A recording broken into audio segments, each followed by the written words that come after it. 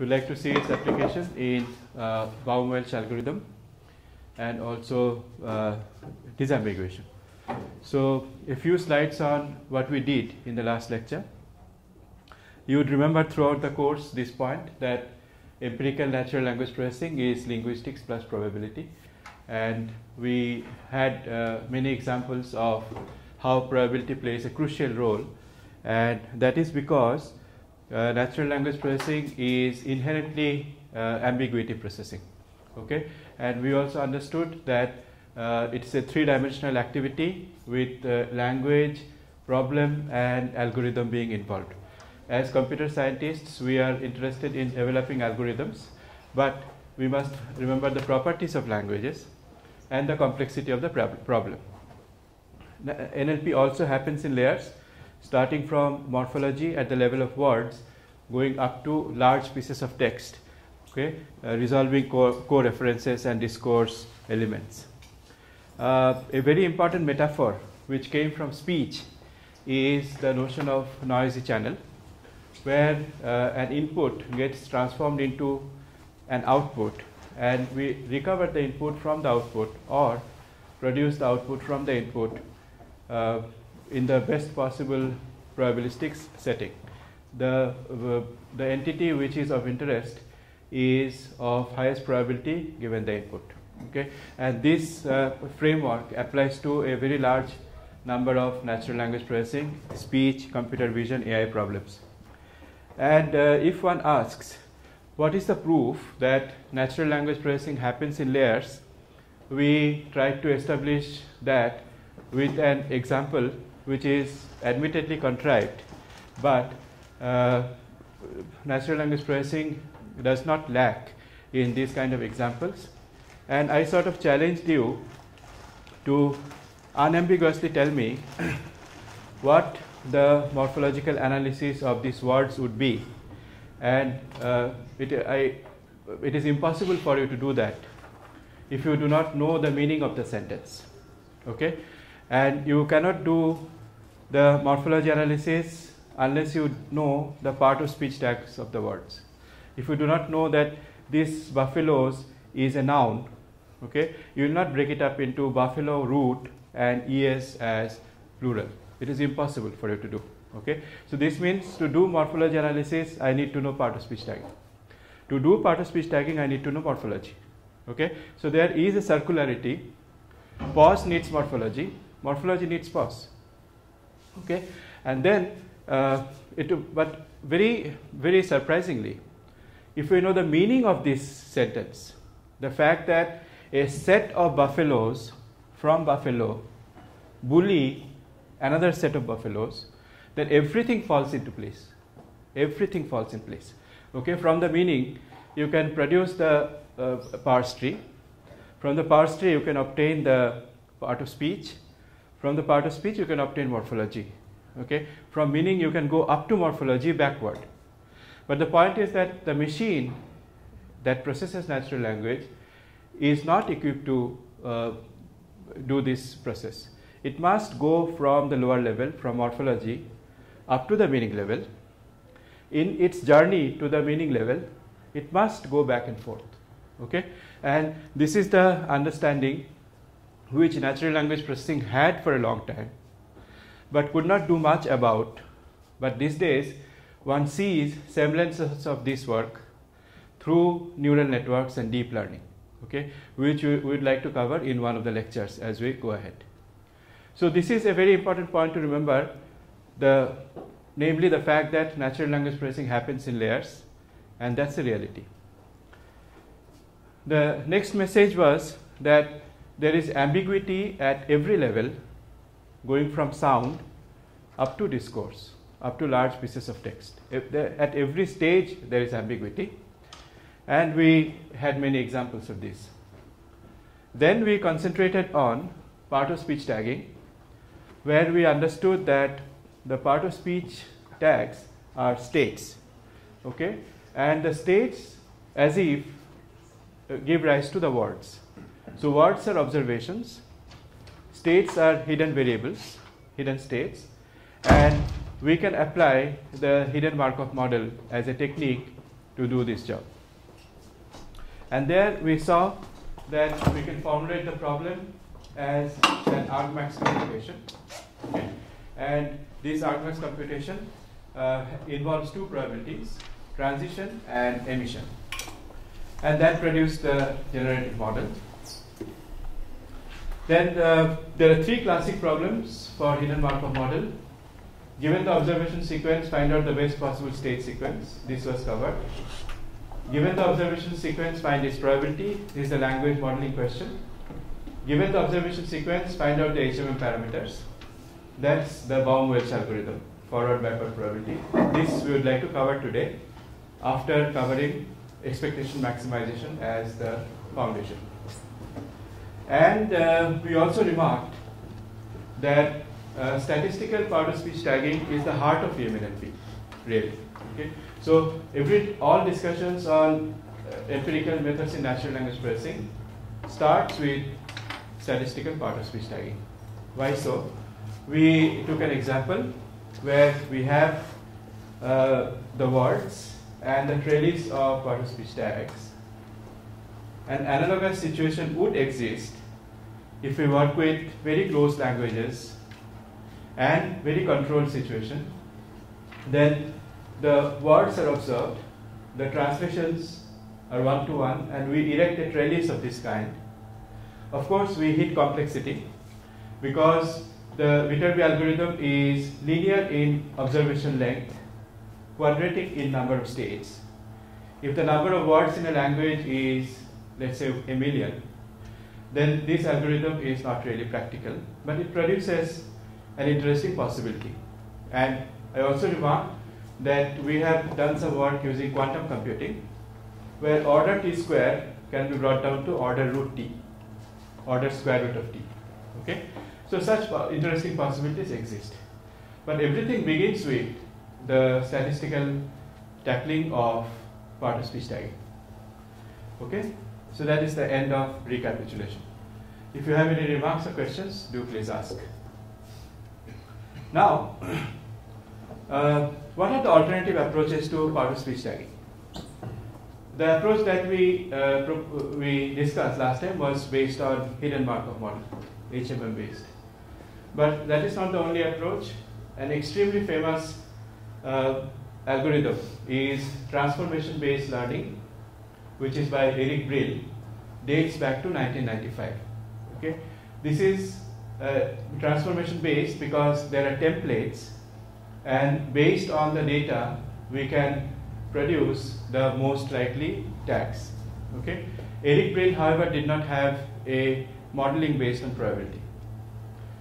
Then there has been this work in 1996 by Ratnaparki on maximum entropy model for part-of-speech tagging. This is a discriminative approach, makes heavy use of features in the sentence.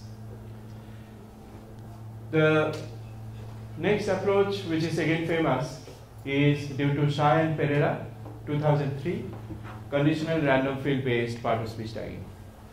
This is also discriminative, but the difference from maximum entropy is that it can take into account the whole sentence. Features from the whole sentence can be used, and CRF algorithm can be applied. However, this approach for part-of-speech tagging is based on a more fundamental paper in 2001 due to Lafferty, McCallum, and Pereira, which has been extremely influential in machine learning based NLP. This is on CRF application to sequence leveling.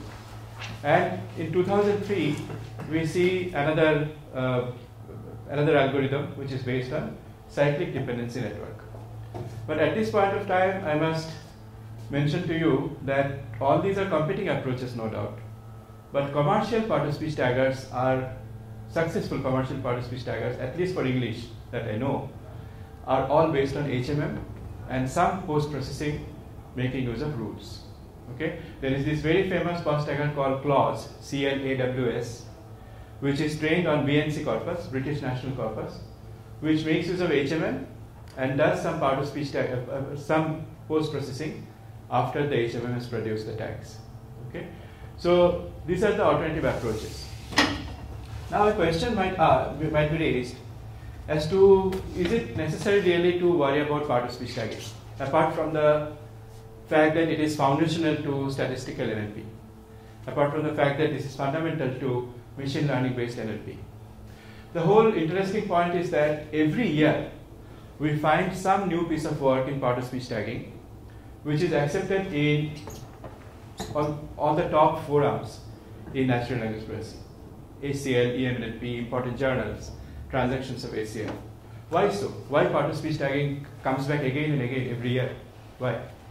Okay, the reason is the following. People are thinking of new techniques.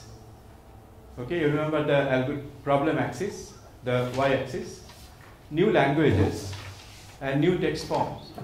Okay, so neural network-based approach to part-of-speech tagging was just presented, 2-3 months back in Qatar, EMNLP 2014. Cross-lingual part-of-speech tagging is a very important possibility. This refers to what is called multilingual projection. If we have annotated data for part-of-speech tagging from one language, can we project parameters to another language and do part-of-speech tagging? So cross-lingual possibilities are always interesting. Pause tagging for conversational text, which is not really fully English, which is full of noise, full of spelling variations, full of ungrammaticality. Can you do part-of-speech tagging for this? In similar group is Twitter part-of-speech tagging, okay, which was proposed in 2013. So we see part-of-speech tagging being done for noisy text, different languages, using different techniques, maybe neural networks, and so on. Okay, so part-of-speech tagging is very much a live problem. Okay, so now I would like to go to this technique of expectation maximization. And many times we remember a technique if we remember a slogan or an adage. Okay, so I'd like to show you that ignorances are not always bad.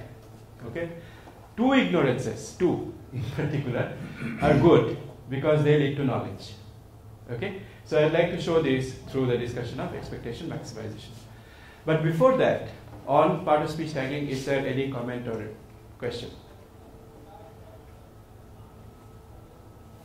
No? Okay. So we go ahead with expectation maximization. Expectation maximization is one of the key ideas of statistical AI, ML, NLP, computer vision. It is an iterative procedure. Our goal is to find parameters. Our goal is to find hidden variables. And the fundamental principle is to maximize the data likelihood. Okay? That is the basic of EM. So I'd like to build this platform slowly through illuminating examples. First, maximum likelihood. The question of maximum likelihood. So the case of one coin toss. Suppose there are n tosses of a coin, and nh is the number of heads. So we have a sequence of tosses. There are n tosses. We find there are nh number of heads. Then what is the probability of a head? That is the property of the coin. The probability of head from this coin is ph. We would like to find out this value. And this question is answered even by a class 10 student. pH would be nh by n, the number of heads by total number of trials. The question is why? Why is that the best estimate of the parameter or the property of the coin? Why is it so? The reason is that this probability is based on the maximum likelihood estimate. Okay, so we have to work with the data. What is in front of us is n observations, x1, x2 up to xn. There are n tosses of coin, and each xi equal to 1 when the toss produces a head, otherwise it is 0. Okay, and therefore ph is equal to sigma xi. This is the number of heads divided by n, total number of trials. Okay. Now the question is, how do we arrive at this formula? So before we go into the maths, just think about what can we work with to arrive at this expression. What can we work with? What is in front of us? In front of us there is only data, nothing else, no other knowledge. We just have observations in front of us. Okay. So therefore, we would like to choose the parameter such that the probability of these data is maximized. Okay. So there is a macro probability. Macro probability is the probability of this whole sequence, and there is a micro probability, which is the probability of getting a coin in one single toss from the coin, getting a head from the coin. Okay. So that probability is the property of the coin. Another probability is the probability of the whole sequence. Surely, the probability of the sequence is a function of the parameter, the probability of head from the coin. Okay. So we work with the maximum likelihood expression, what is called the maximum likelihood expression. So if pH is the probability of success, that is the probability of head from a coin, 1 minus pH is the probability of failure, that is the probability of not getting a head. Then I can express the probability of the whole sequence, subject to this parameter pH, as pH to the power xi into 1 minus pH to the power 1 minus xi, where pH is the parameter. Okay, and each xi is 1 or 0 depending on whether it is head or tail. So there are 2-3 important principles at play here. One is that each trial of the coin, each trial for us is a Bernoulli trial. Okay, it has 2 outcomes controlled by parameter pH. Therefore, this is the probability which gives me the probability of head from a particular toss, and all the observations, the probability of all the observations together is I equal to 1 to n, product of these probabilities. Okay, so there is an important assumption here which is called IID. Okay, identically independently distributed. Do you think it's power n minus xy? No, because of this product, and is Second one, n no. minus xy. No. Because that's negative. This one? No, no. 1 minus n, for instance, is negative, right? No, xi is 1 or 0. Ah, okay. Xi is either 1 or 0. Yeah. Okay? No, so this is okay. So this is the likelihood of the whole sequence, and it's a function of pH. So now we have the tool of maximization techniques here. We would like to differentiate this with respect to pH and equate to 0. That will give me the value of pH. Okay. So we would like to take dl dpH equal to 0. Now in this case, of course, there is a mathematical convenience. We would like to work with log likelihood and not likelihood because that's not very convenient. So we take the log of the expression, then the formula becomes sigma I equal to 1 to n xi log pH plus 1 minus xi log 1 minus pH. That's very convenient. If we differentiate LL with respect to pH, sorry, this should be pH, then we get this expression, and when we equate it to 0, we get pH equal to sigma I equal to 1 to n xi by n, where this is equal to number of heads.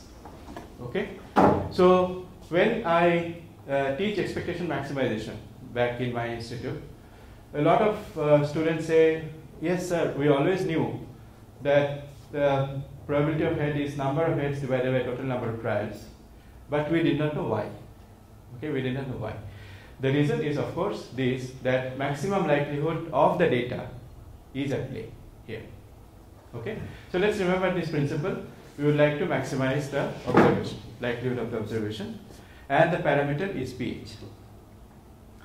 Now, a question might arise that is there alternative approach to finding the parameter. This is the maximum entropy principle. And when we find out the parameters of a distribution, let's remember that there are only two ways to do this. Only two, believe me. Okay? There are only two ways we can find out the parameter from the observation. The first method is maximize the data likelihood. The second method is maximize entropy. All other methods will be variations of these two principal techniques. Either maximize data likelihood or maximize entropy. When shall we maximize entropy? If we do not know how to formulate the MLE expression. Okay? Many times the problem is such that the likelihood expression is not easily formulatable. It's not a simple expression. We cannot come up with that possibly. Okay? In such cases, we would like to take the entropy. Given the distribution, the entropy is very well defined. And we would like to maximize the entropy subject to expectations of features being equal in the data and the model. That will take up later, to be elaborated later. So for the coin problem, the entropy will be minus pH log pH, minus 1 minus pH log pH. And we can work with this expression to get the probability of head, and the expression will turn out to be same. Okay? But this we will discuss later. So now, one coin was all right. How will we deal with the problem when there are two coins? And that's an excellent example to introduce expectation maximization. Now there are two coins, and we do not know from which coin the heads are coming, or the observations are coming. Now there are three parameters, P, P1 and P2. P is the probability of choosing the first coin, therefore 1 minus P is the probability of choosing the second coin. P1 is the probability of head from the first coin. P2 is the probability of head from the second coin. Okay? And we have to estimate three parameters, P, P1 and P2. And all we have in front of us is data. That is observations of head and tail. How shall we do it?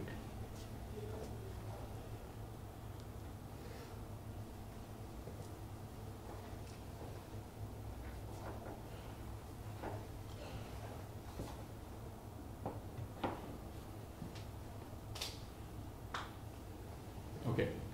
So, let me formulate the setting. What we propose is that we have x1, x2 up to xn, which are 1 and 0 depending on head or tail. We also have hidden variables running alongside x1 to xn. Okay? For every xi, we have a zi, where zi is equal to 1 if the ith observation came from point 1, otherwise it is 0. Okay? Why do we introduce this hidden variable, z's? That is because otherwise it is impossible to formulate the maximum likelihood expression. It is extremely cumbersome to produce that maximum likelihood expression. So now probability of the data given the parameter theta, theta is P, P1 and P2, is equal to probability of x comma z and given theta, where z is the hidden variable here for all possible values of z. This is marginalization. Okay, so we introduce z. The joint probability of x and z produces a very convenient expression. Okay, as we'll see. So z is the set of hidden variables z1, z2 up to zn.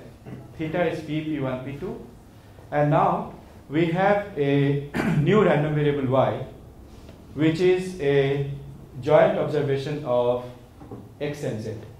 Okay, so we have x1, z1, x2, z2, x3, z3, x and zn. Okay, so now the maximum likelihood expression is quite easy to formulate. Okay, because of the hidden variable, which is this expression. If you sit down with the Bernoulli trial, add the parameters, you can figure it out quite easily. So I'll just describe what these are. So the first part is when there is when the choice is the first coin. It is as if the first coin has been taken up. So the probability of that is P. And if the first coin is taken, then we know what the probability of obtaining a head is. This is I equal to 1 to n P, because the first coin has been chosen. P1 to the power xi into 1 minus P1 to the power 1 minus xi. Just like in the case of one coin. If the second coin is chosen, then it is 1 minus P, the probability. P2 is the parameter now of getting the head. Xi, 1 minus P2, 1 minus xi. Now the choice of a coin itself is a Bernoulli trial. Okay? So therefore, this whole event is raised to z to the power zi, and this whole event is raised to 1 minus zi. Okay? So this is quite intuitive, and if we sit down with the parameters and Bernoulli trial, we can come up with this expression quite easily. So this becomes my likelihood. Likelihood of what? Likelihood of not observation. Likelihood of observation plus hidden variable. Okay? So these zi's are not known, they are hidden. What is known is only xi. What we want is the parameters P, P1 and P2. This is the setting. Okay, so three quantities, the parameters, the hidden variables, the observations. That is expectation maximization setting. Okay, so now what do we do? Okay, what do we do? Because we need to now differentiate, equate to 0 and so on. If we differentiate, if we take the log of this expression, it becomes easier to deal with. If we differentiate and equate to 0, it will contain the hidden variable. It will contain zi's. Okay, what shall we do? So here we will invoke what is called convexity. I'll go into that part very soon. Okay, and the log likelihood of x theta is log of sigma z px comma z theta. This whole thing px theta has become sigma z px comma z theta. That is as per marginalization. And now we invoke convexity, concavity. Okay, so what will happen is that we will be able to take log likelihood, and we will have to work with expectation. We will see in a minute why. So the expression that we will deal with will be EZI log P plus xi log P1 plus 1 minus xi log 1 minus P1, and 1 minus EZI and the expression for coin number 2. Okay, we'll show why this is the case very soon. Now if we differentiate and equate to 0, then we'll find that the parameter P is equal to sigma EZI by n. The probability of head from the first coin is sigma EZI xi by sigma EZI. Probability of head from the second coin is m minus this quantity, n minus this quantity, where n is the observed number of heads. Okay, and expectation of zi is equal to this quantity, p1 to the power xi, 1 minus p1 to the power 1 minus xi, and this quantity. Where does all this come from? We are going to discuss in 2 minutes. Now we can see that we have a coupled equation situation. The probabilities are found in terms of expectations. Expectations are found in terms of probabilities. Okay, so expectation depends on parameters, parameters depend on expectation. So we have a coupled equation situation. Okay, so the algorithm will go as follows. We'll first estimate P, P1 and P2, initialize them, get the values of expectations, get the new values of parameters, get the new values of expectation, new values of parameters, and so on. This will go on. Okay, so this is called the E step, this is called the M step. Okay, so this is the setting. Now, do these formulae look intuitive? It does, because you see n is the total number of trials, and this expression is something like the number of times the first coin was chosen. Something like that. Okay. P1 is the ratio of number of times head was found for the first coin divided by number of times the head was chosen. P2, number of times head came from the second coin, n minus, and number of times the second coin was chosen. So the expressions are intuitive. Okay? And where does this come from? Expectation of a random variable is probability into value, probability into value. Okay? Z can take value only 1 or 0. This doesn't contribute, this vanishes. And probability of Zi equal to 1 given x equal to xi becomes this expression once you apply the chain rule and marginalization. Okay? So this is the setting, and two coin example is a very elegant problem to introduce expectation maximization. Okay? We understand how hidden variables and parameters and observations operate. Now we will go into the theory of why expectation. Okay? We are going to do it, and that will require convexity. Okay, we will do that. But is there any question at this point?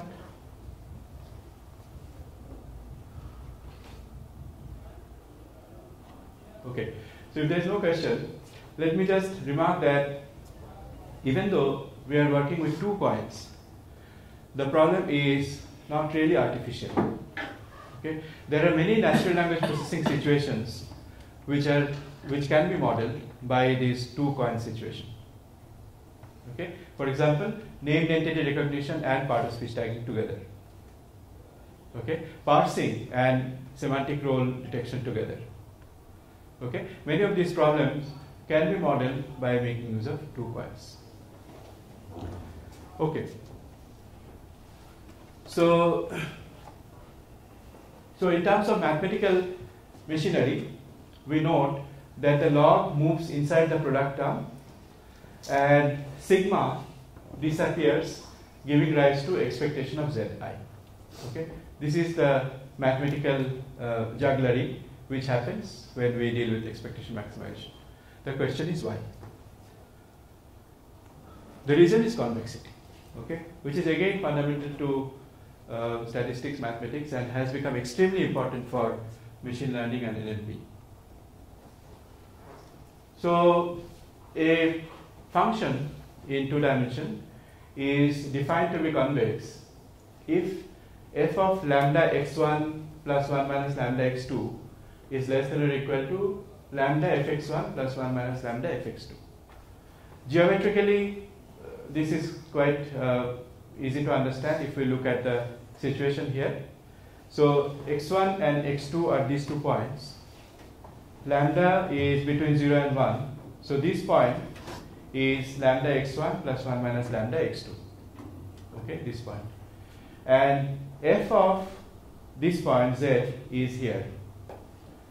Whereas lambda fx1 plus 1 minus lambda fx2, so fx1 is this, fx2 is this. So lambda fx1 plus 1 minus lambda fx2 is this point. Okay, this point here. So the definition of convexity is that f of the intermediate point should be less than or equal to the intermediate value of fx at these 2 points. Okay, so this is the definition of convexity for a two-dimensional case. Now this is generalized and is written as this famous inequality called Jensen's inequality. So here f of I equal to 1 to n lambda I xi, now the number of variables has increased, it is now n variables, is less than or equal to I equal to 1 to n lambda I fxi. Sigma lambda is equal to 1. Okay, and for all I, lambda I is between 0 and 1. Okay, this is the Jensen's inequality.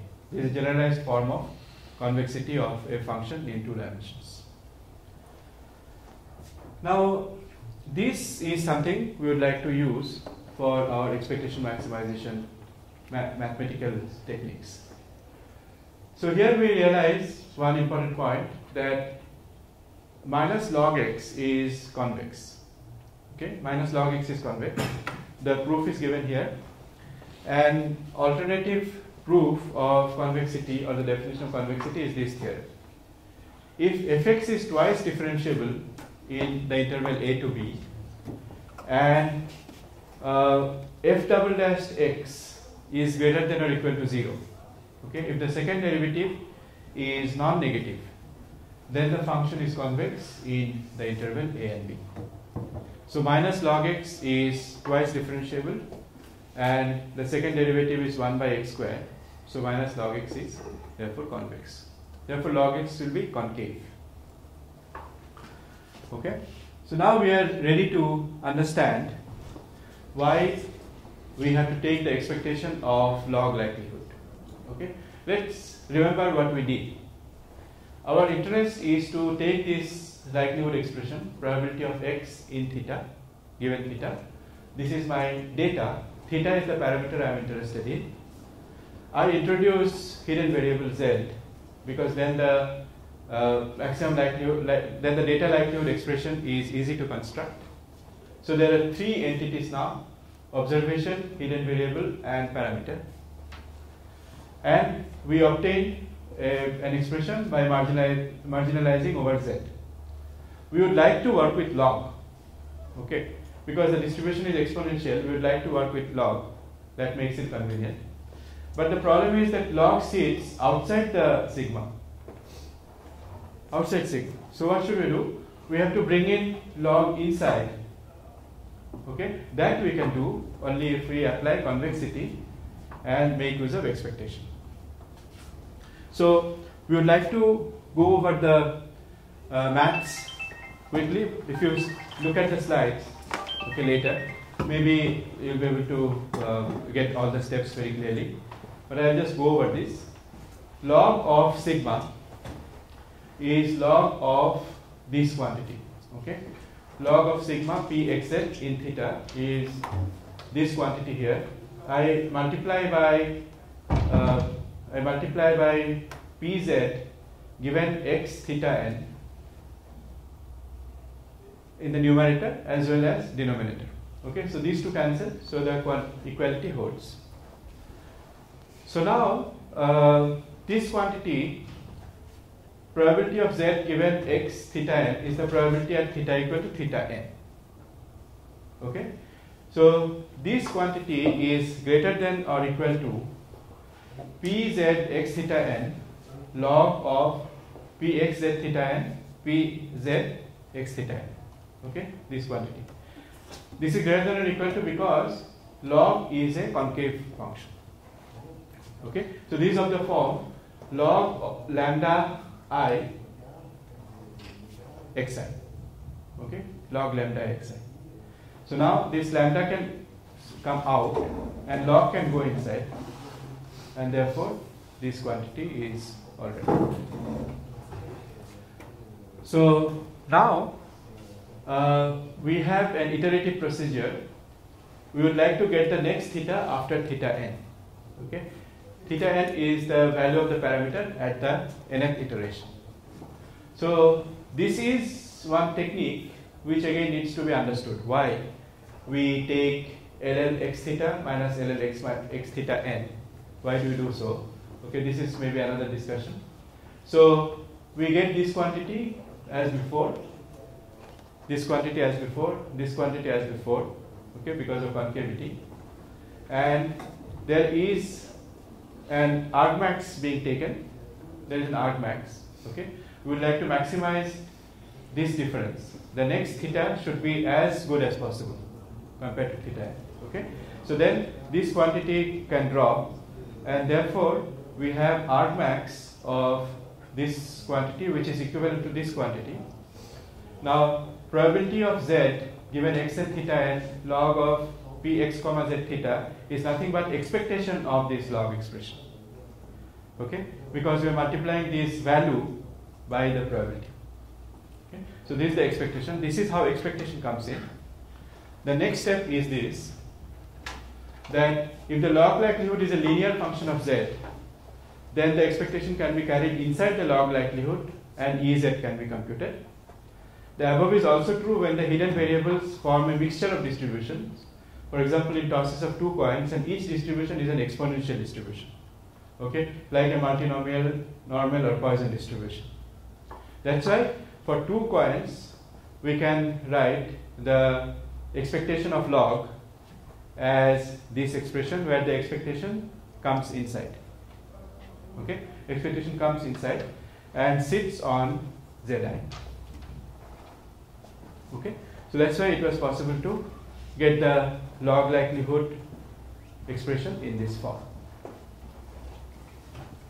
Okay, so this is roughly the steps as to how we arrive at this expression. Is there any question, comment? Or we can take it up in the next class after you have looked at the slides. Well, there's a question in the NLP phenomena Yes. you consider. Yes. Are distributions multinomial, normal, or Poisson, whatever? Yeah. Can you check that? Is it checked usually by researchers or just assumed and ignored? Yeah, yeah. That's a good question because this is not really a question of NLP or machine learning. It's a question from probability and statistics. Given a phenomenon, what distribution models it best? That's it. So what we can do is that, given the observations, we can assume that this distribution holds. A particular distribution holds. No. You can assume, then you must check. Yes. And there are tests. Statistical tests are there to say yes or no, Yeah. it really models the situation. So my question is, do researchers here pay attention to the fact that it is absolutely essential that those hypotheses hold in order to do all those computations, etc., for them to be meaningful and have good results? Do they do it or they ignore, don't test? So let's take a particular situation. For example, we would like to detect in a sentence if the words are named entities or not. Okay, not named entity recognition, but named entity identification. Okay, so Paris is a big city. There is only one named entity there, which is Paris. Okay, so the labeling on this sentence will be 1, 0, 0, 0, 0, where 1 means named entity. Okay, so here we have a situation, we have a sequence, and we have to decide 2 levels, 1 or 0 for every word. Okay, so this will follow the binomial distribution. No. No? No. No. Certainly no. If you check, it will not give it. It's like, it's much more like the example I gave to you. Yes. About the predicative roots. Okay. In scientific tests in Slavic languages, they have a Poisson distribution, but not the lemmas, not the forms. No, but this named identity identification, I think, is following the binomial distribution. Is much more difficult to model because they may overlap, they may contain another one. It's much more difficult than one, just one. And then if you have 2 conjoined one, you don't know whether it's 1 or 2. No, it's much more difficult than to put 1 and 0s to model. Yeah, but I'm talking about identification, okay? Not recognition. That's what I said. Okay. Yeah. If you have 1, you don't know whether it is 1 expression or 2 named expressions. Oh, you mean multi-word named entities? Very frequent. Okay. Yeah, but if you have a control situation where the named entities are only a single word. It is not the case, never. Often. Never. Yeah. They are multiple expressions by the majority. Okay. So anyway, so this is the technique which is extremely common in ML, NLP, AI, and of course this question, very important question of what distribution fits the phenomenon remains. Okay. So I just described the technique. So now I'll take a particular natural language processing situation. Okay, I'll do this Baum Welch little later. I'll take a very interesting natural language processing situation to show the application of EM. Okay. Yeah. So this is an application of EM in word sense disambiguation. Okay, and we'll see that expectation maximization can be very elegantly used in this. Okay, this was a best paper candidate in 2011. Okay. So word sense disambiguation is defined to be getting the sense of a word from the context. Okay. So if you have the word operation, for example, it can have three meanings: medical operation, military operation, or mathematical operation. There may be other meanings. So what we have done in India is that we have built a linked structure of Indian language wordnets with Hindi as the pivot. Okay? So Hindi is the central language, and all other languages have built their wordnet linking with Hindi. Wordnet is a structure where word senses are stored, and languages align their senses, okay, for each word. Now, this situation is like the European wordnet, which has been created by Piet Bossen and other people all over Europe. So the setting is that we have what is called Sinset-based multilingual dictionary, and the example is here. Suppose you have the concept of boy, a youthful male person, then this concept is represented in English by these synonymous words, male child and boy. In Hindi it is expressed by ladka, balak and bacha. Marathi, mulga, polga, por. Another column could be for Tamil, another for Telugu, one for French, one for Spanish, and so on. So this ID is same, and all the columns correspond to different languages, words. Okay, so ID is same. So when we have this kind of linked structure, we have what is called a sense dictionary, which are linked, and inside the senses the words are linked. Okay, this is a very rich structure. Now we have a hypothesis. Okay, sense distributions across languages is invariant. So this is a hypothesis, and surely open to criticism and protest maybe. The proportion of times a sense appears in a language is uniform across languages. So this is a very strong hypothesis. Now, is it right or wrong? We do not know, but we suspect that is the case. For example, if you take the sense of sun, or mother, father, water, boy, girl, the proportion of times this sense appears in any language is invariant. Okay, proportion, not the actual number, proportion. Okay. So this is a hypothesis we made for our algorithm, and we build the words and disambiguations. Yeah. There are senses that appear in only one language, they don't appear in other languages. So by that phenomenon, this assumption is false. Yeah, there are corner cases where it will fail, yes. But for common, most common senses, very frequent senses, like the number of times the sense of sun appears in French cannot be very different from the number of times it appears in Hindi. Proportion. In French, for instance, we don't have really the sense of Mauer or in English to land on the ground and to land on a liquid surface. Amérir, atterrir. Yeah. Those senses don't exist in English. Right. So their proportion cannot be the same. But they are corner cases. Okay, corner cases. It's very frequent between the lexical spaces of languages that the lexes don't coincide. Some are more generic than others, and some simply don't exist, like rivière and fleuve.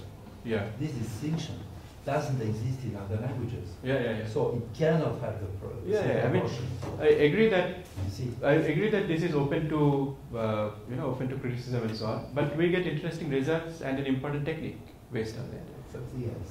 Okay. Besides false assumptions, that's possible. No, but maybe one reason is the fact that all your sense resource is based around one net, which is initially in English. Yes. So maybe for the other resource, you sort of also project the senses that are existing in English to your own language. So this would probably help to have this assumption more true than in reality.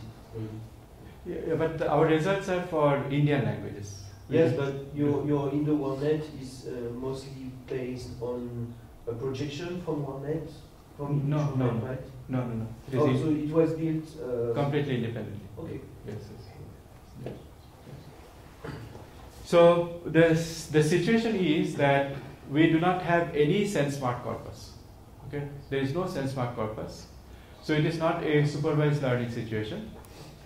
But we have what is called comparable corpora, and we have linked coordinates. Okay. Then I would like to show an expectation maximization based algorithm which produces Watson disambiguation in both the languages simultaneously. Okay. So the idea is as follows. I take the example from Marathi, which is a language in India, and the language is incidental. It could apply to any language. We take the word man, M-A-A-N. Okay. So in Marathi, the word man has two senses. One is the sense of neck, okay, body part. The other sense of man is prestige, that is the abstract sense. Okay. So it has two senses, the body part and prestige. Now, the probability of the first sense of man, given the word man, would be number of times man appears in the first sense divided by total number of times man appears in the corpus. So if we had sense annotated data, okay, then this is how we would compute the probability of the first sense of man. That's quite easily, see. But the problem is that we do not have sense annotated data for Marathi, okay? But we have linked coordinates. So the word man, for example, translates to Adar, Izzat and Gardan in Hindi in three different senses. Okay? So this shows a link structure. Okay. So now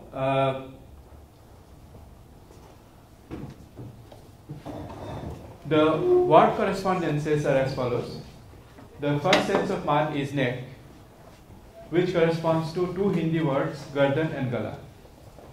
The second sense of man is prestige, which corresponds to Izzat and Adar in Hindi. And there is a third sense involved because of Hindi's influence, Gala, which has Awaz and Swar, okay, in Marathi, translating to Gala. Okay. So three different senses are involved: neck, prestige, and the voice. Okay. So now here is the EM formulation. If we had the annotated corpus of Marathi, you would have got probability of S1 in Marathi given the word man. But we do not have. Okay. So we estimate this probability as if Hindi had its annotated corpus. Now, man translates to two words in Hindi, Gardan and Gala. So the probability of this first sense given Gardan, probability of first sense given Gala form the numerator. And all other translations of man form the denominator. Okay? So the probability of language 1 is estimated by probability of language 2. But probability of language 2 is also not estimable because we do not have annotated corpus in second language. So what do? We now pretend that we have annotated corpus from the first language. So the probability from second language is estimated by the probability of translations in the second language, in the first language. Okay, so probability from first language estimated by probability in second language, probability in second language estimated by probability in first language. So again we have a coupled situation. We can call any of the two steps as expectation step, and the other will become the maximization step.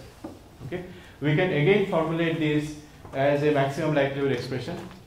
Okay, go through all the differentiation, expectations, and so on, and we arrive at these two formulae. Now the question is, does this algorithm work? Okay, so the general algorithm is, of course, with many different words. So here are the accuracy values. So if we had the training corpus of Marathi, okay, which we have tested, then our accuracy becomes 81% for precision, 80% for recall, and the F value, which is a combination of these two, is 80%. If we had, okay, and if we project the parameters, that means we get the probability values from Hindi. Okay, then the accuracy becomes 73%, 70%, and 71%. So this assumes Marathi has its own annotated corpus. This assumes Marathi doesn't have, but the parallel Hindi language has, and projection is done from here. Here, neither language has any annotated corpus. Neither language. Okay, so this is supervised, this is projection, this is completely unsupervised, but assisted by connected word net and expectation maximization algorithm. Here the accuracy value is 68%, 67%, and 68%. Okay, which is not so bad. It is, of course, about 10 points below the ideal case, which is completely supervised learning situation, but it is about 5 points below the projected situation. Okay, and this opens up an interesting possibility that if we have linked word nets, okay, then we do not need annotation on either of the two languages if we have comparable corpora and the linked word nets. Okay, and the fundamental principle is expectation maximization, where the E and M steps are these. Okay, so this is an interesting application of unsupervised percentage ambiguation using two languages. Okay. So any remarks, questions? Okay, this of course requires linked word nets, which is an important resource to create.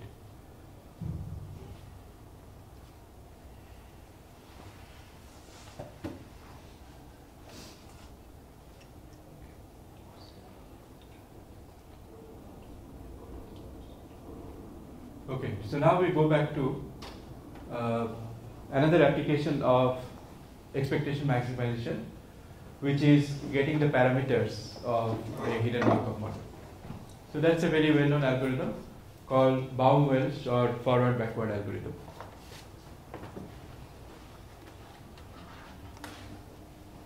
So the problem scenario is that it could be unsupervised part of speech tagging. Okay, and suppose we are given only the sentences of a language, and we do not have any annotated corpus, but still we would like to get the parameters of a hidden Markov model. How does expectation maximization work here?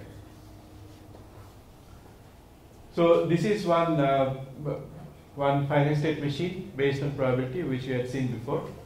We know that there are two states, Q and R. The alphabets are A and B. Okay? And we would like to get the probability values. So we know the structure. We do not know the probability values of transitions. These are the parameters. So now the observation string is ABB, AAA, BBB, and AAA. Okay. And we would like to get the probability values.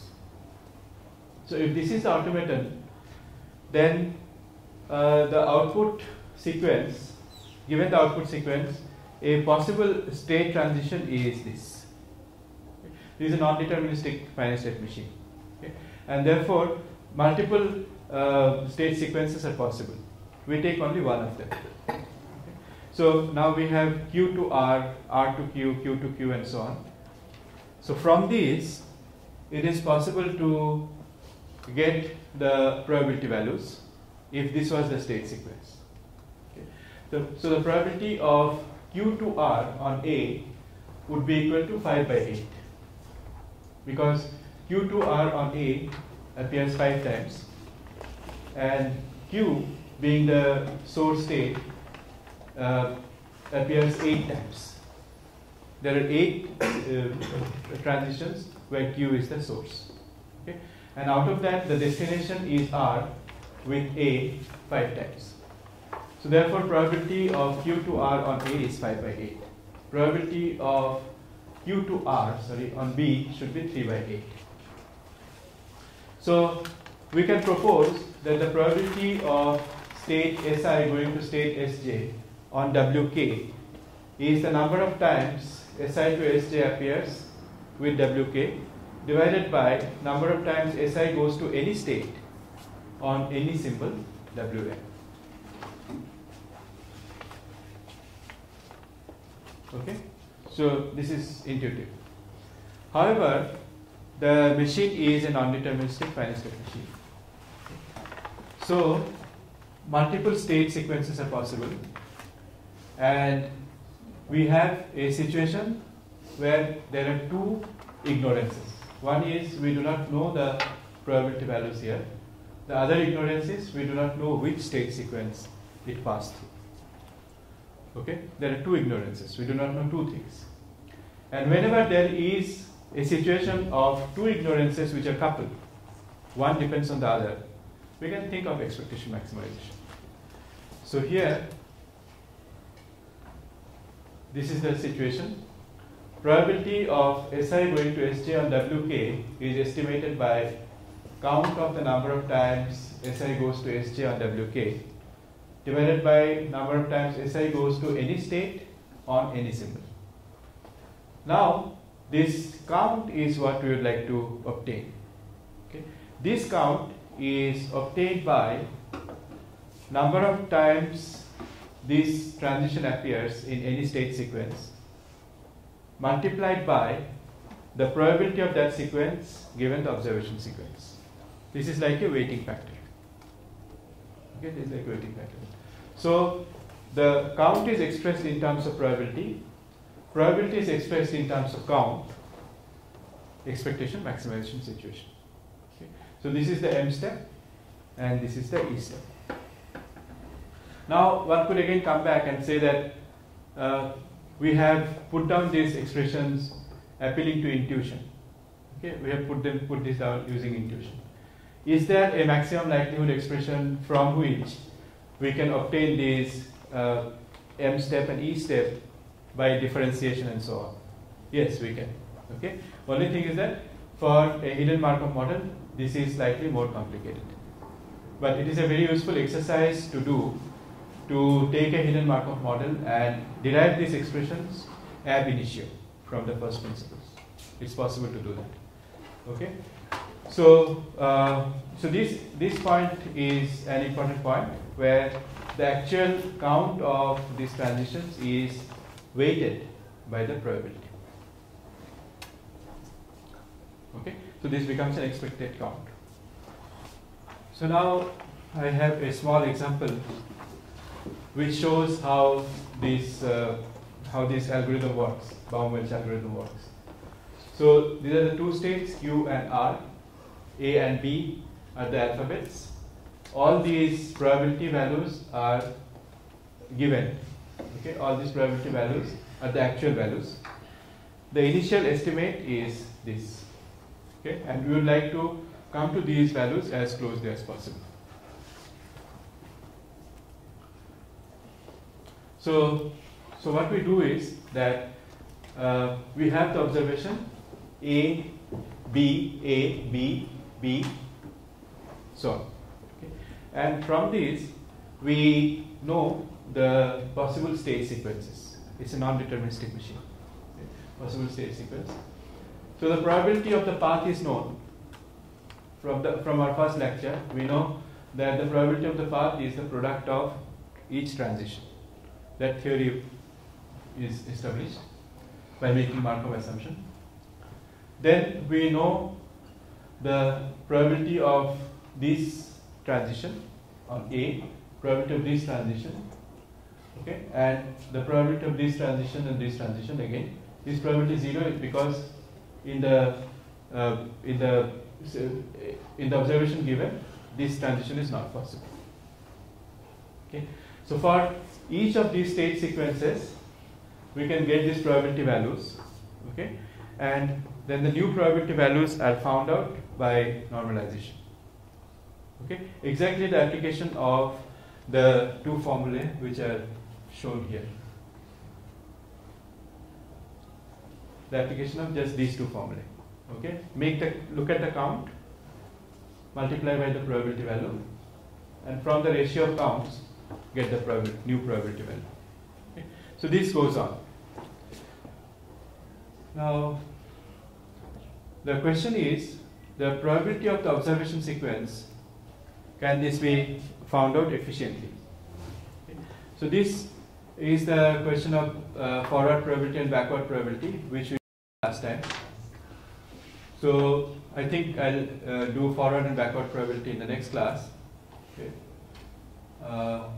There is an efficient way to find out the probability of forward observation and backward observation. The only point I would like to make now is that in the Baum Welch algorithm, this expression, probability of the state sequence given the observation multiplied by the number, this can become an exponential complexity task if you are not careful. Okay, because probability of the all possible states given the word sequence summed over all possible states, this can lead to enormous amount of explosion. Okay, just like in Viterbi algorithm, here again there is a possibility of blow up. Okay, but we can avoid this if we make use of Markov assumption. So I have put down all the steps of computation here. We isolate the transitions Si to Sj on Wk at time step t, okay, t equal to 0 to n. When we do this computation, isolate this transition, St equal to Si, Wt equal to Wk, St plus 1 equal to Sj. Then there are these breaking up of the probability into three different parts actually. This becomes the probability of observation up to t minus 1, 0 to t minus 1, with the state being Si. The probability of looking at the remaining part of observation starting from state, and in between is the probability of transition on a particular symbol. So when we do so, we have the forward probability here multiplied by the probability of transition multiplied by the backward probability. So we get a very nice expression involving both forward probability, backward probability, and the probability of the transition. Huh? B is the backward probability, which we'll define in the next class. Now, forward probability and backward probability again can be efficiently calculated, linear in the length of the observation. So this whole computation also can be very efficient, linear in the length of the observation. Okay, and it involves both forward probability and backward probability. So this we'll do in the next class. So what we have sort of done today is setting up the platform for expectation maximization. So the key point to remember is there is observation, there are parameters, there are hidden variables. Okay, and there is an iterative procedure between expectation step and maximization step. Why expectation? Because we have to take the likelihood inside. Okay, log of sum should become sum of log for mathematical convenience. And this becomes an iterative procedure to estimate expectation and the parameter. And the algorithm finally converges to a value for the parameters and expectations. So its application is very interesting. There are a number of applications for expectation maximization. One is this estimation of parameters of a hidden Markov model, unsupervised setting. And another application which we found recently was a cooperative words and disambiguation, where two languages help each other, okay, with their linked word nets. So once we understand that expectation maximization is based on two ignorances helping each other to obtain a state of knowledge, then many interesting possibilities emerge as application. Okay, so I think that's 15. Oh, is it so? Yeah. Oh, is it? Oh, then I can go over this. Okay. Oh, it's from 9:45. Right. Okay. Well, I thought it's up to 11. Okay. Then maybe we look at forward and backward algorithm. Yes.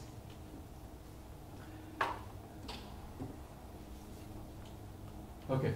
So this, I thought there would not be time, but there is. So forward and backward probability calculation. Now, forward and backward probability calculation is important because we want the probability of the observation sequence. We have O0 to OK, and we want to get the probability of this observation sequence. So the problem here is that we are given the observations and the states. Okay, the probability of the hidden Markov model are always linked with the state. Okay. We either have probability of state to state transition or probability of observation given the state. So the probability of this observation sequence can be computed if we introduce state. Okay. So O0 to OK is the observation sequence. I introduce SI here. Then the probability of the observation sequence is P O0 to OM, okay, with SP introduced, where P varies from 0 to N, all possible states. This is marginalization. Okay. Now, this is by definition FMP, where M is the length of the observation and P is the state after that. Okay. So our goal is to compute the probability of the observation. Now, can we compute this efficiently? So this is the observation sequence O0 to OM. We go from S0 up to S final. Okay. Now suppose we have seen up to OK, and the next state is SQ. Okay. So this is FKQ, forward probability FKQ, which means having seen up to the symbol OK, what is the state? SQ. Okay. So FKQ is probability of O0 to OK, comma SQ. This is equal to, okay, O0 to OK SQ. Now I can take out OK out of the whole sequence and go up to SK minus 1. SQ is here. So I've reduced the sequence to OK minus 1. SQ is here. And introduce SP. Now I can do it only by making use of marginalization. I have to take P over all possible states 0 to N. So this is O0 to OK minus 1 SP. OK SQ. Okay, this is the summation. So now I take out probability of OK SQ O0 to OK minus 1 SP. Okay, and this is O0 to OK minus 1 SP. So instead of working with this long sequence O0 to SQ and OK, I work with O0 to OK minus 1 and SP. just reduce the sequence by one step. Okay, so then I have this probability value, and conditional probability has to come in. Therefore, this comes at in the conditioning point. So now this by definition is fk minus 1p. Okay, so the probability of seeing up to OK and Q is expressed by a probability on a smaller sequence. And here we make the Markov assumption that the probability of observation after SP depends only on SP, and the next state SQ depends on SP only. Okay, so then we have fk minus 1p, probability of OK SQ given SP, which is nothing but probability of SP to SQ given OK. This is by definition. So the forward probability up to this is equal to summation of forward probability up to the previous step multiplied by this transition, sum over all possible states here.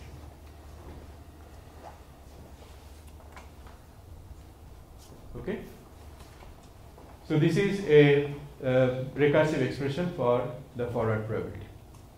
Now, how is forward probability defined? Forward probability is How do you justify this assumption? Yeah, Markov assumption. This do one. you test it, or you simply suppose it, and whatever happens, even if it is wrong, continue, or what is the status of this assumption? Because you put an equal sign, which is actually not an equal sign. It's approximated by maybe. Yes. So here we should write by Markov assumption after making Markov assumption. Yeah. The question is it true, or how true is it, the Markov assumption for the phenomena you try to model here? I mean, the phenomenon here is, or does it make a big difference or not? If you use it or not? It's another question, more practical. Right. So the situation here, of course, is very abstract. We are not talking about any practical situation here. We just have an observation sequence. We have a hidden Markov model. Okay, and in the hidden Markov model, we have made a bigram assumption, namely any next state depends only on the previous state, and the observation depends only on the state from which the observation is coming, not anything previous, not the previous observations, not the previous states. So this is the property of a hidden Markov model, which works with bigrams. Now, if that is the case, then we have an elegant expression for forward probability, which is expressed in terms of a smaller forward probability and the probability of transition. How good is this assumption? That only an application shows by means of numbers. Okay, so this is forward probability. Backward probability. Now, forward probability was defined by means of joint probability, observation sequence and the state. Backward probability is defined in a different way, similar but different way. BKI is the probability of seeing OK to OM given that the state was SI.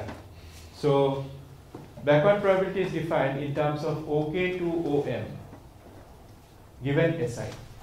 Okay, so forward probability is a joint probability, backward probability is a conditional probability. Okay, let's remember that. Backward probability is a conditional probability. So the probability of the observation sequence, backward probability also has a nice recursive expression.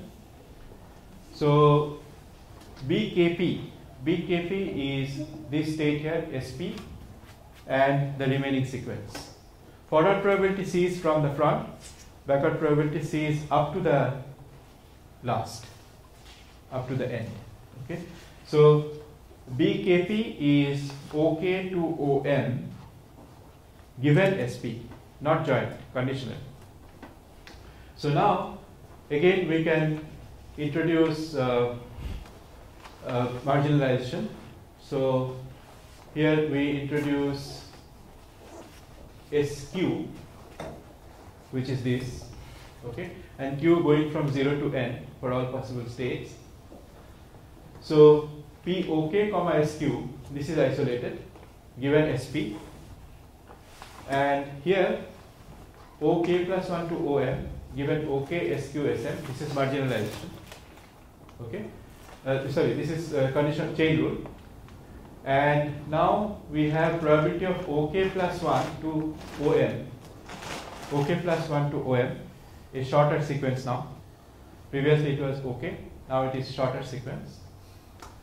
And POK SQ given SP, which is nothing but the probability of the transition. And this part is BK plus 1 comma Q. So you see, the backward probability for a longer sequence has been expressed in terms of a shorter backward probability and the transition here.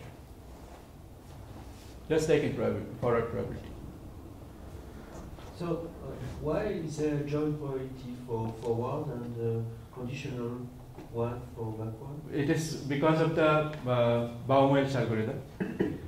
Baum Welch algorithm. In Baum Welch algorithm, you see you have the expression involving forward and backward probability, which is this. Okay, so we have a very nice expression which is forward probability, transition, and backward probability. And probability of an observation also can be expressed in terms of the product of forward probability and backward probability. Okay, to make all this possible, you have to define forward and backward probability in that way for mathematical convenience. Actually, forward and backward algorithm came from Baum Welch algorithm, not the other way, historically speaking.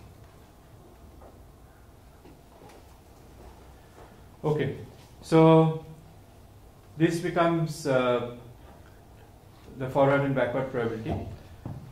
Now we take an example to show how forward probability works. The goal of forward probability is to find PO, the probability of an observation sequence. For example, we would like to find out the probability of beginning of a sentence, people laugh, these are the two words, dot is the final sentence. What is the probability of this sentence? Okay, so to compute this probability, we have to make use of forward probability, because forward probability is the probability of observation. So it goes this way. Suppose we have this hypothetical transition table and the lexical probability table. This is hypothetical, completely hypothetical. Okay. So there is an inefficient computation. Probability of O, that is observation sequence, can be found out from probability of O comma S by marginalization. And this we know by definition is probability of Si to Sj on Oj, I going from 1 to n over all possible state sequences. This can be an extremely inefficient computation. Okay, but Markov assumption lets us compute this efficiently. If we do not make use of Markov assumption and the clever idea of forward probability, we will have this kind of computation. We start with initial state. Two possible states possible are n, starting with epsilon, n and v.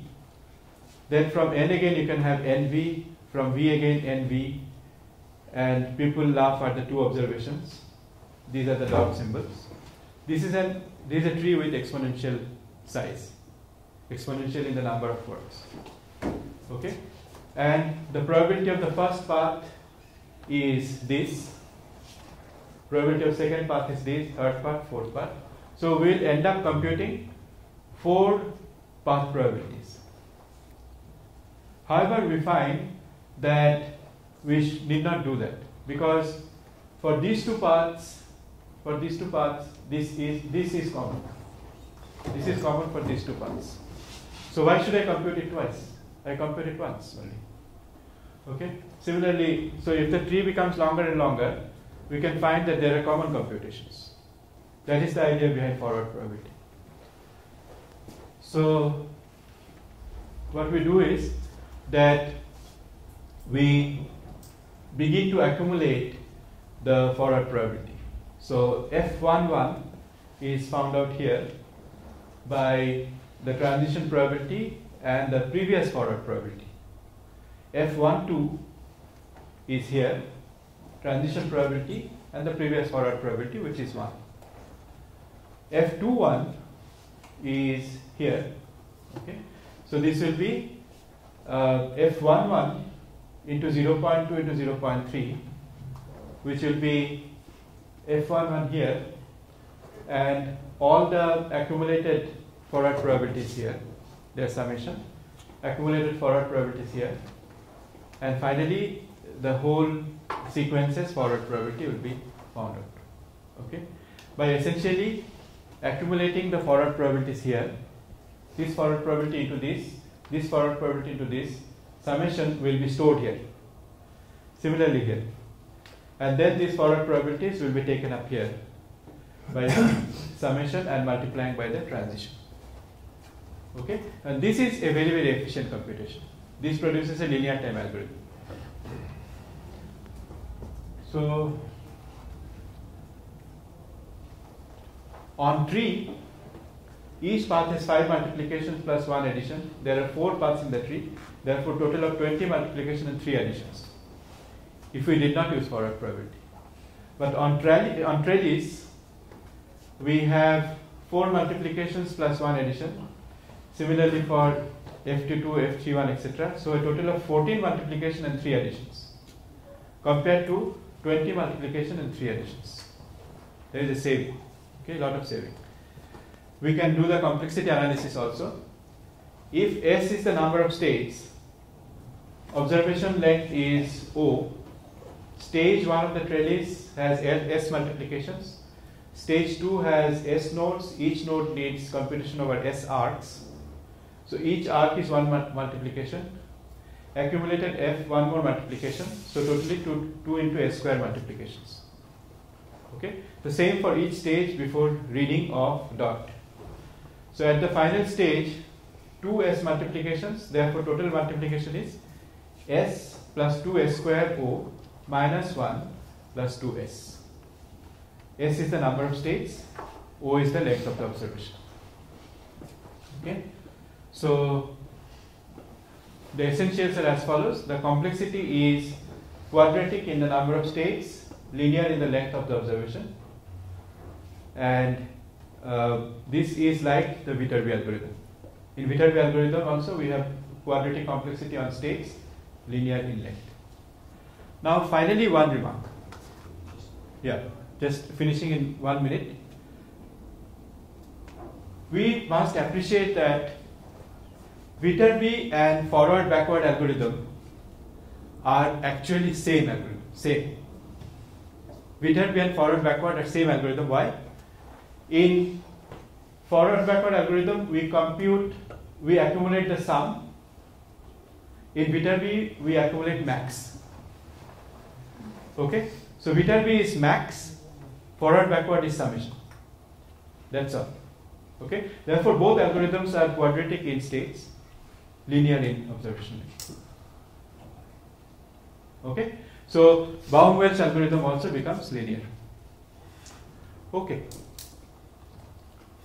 linear, yeah. Length also. Okay, so today's topic I think had quite a lot of maths and some language phenomena. Thank you.